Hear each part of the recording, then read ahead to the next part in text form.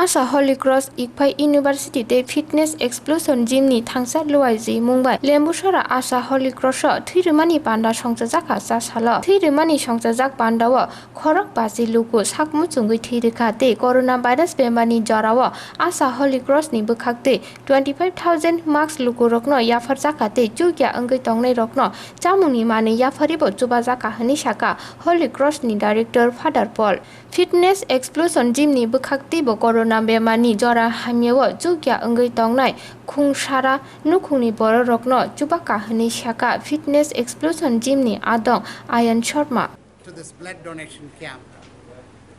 We are responding to the COVID-19 pandemic at this moment because we realize there's a shortage of blood in the hospital.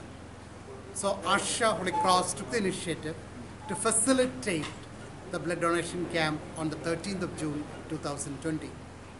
And we have received overwhelming support from our subdivision administration, our SDO is here, Mr. Prasun, and also our STPO, Subdivision Police Officer, Dr. Kamal, and many others. We are doing this in collaboration with the Explosion Fitness Club of Kalaitilla, ICFI University, and of course the Holy Cross. And we have many of our Holy Cross members also would be present to donate blood today.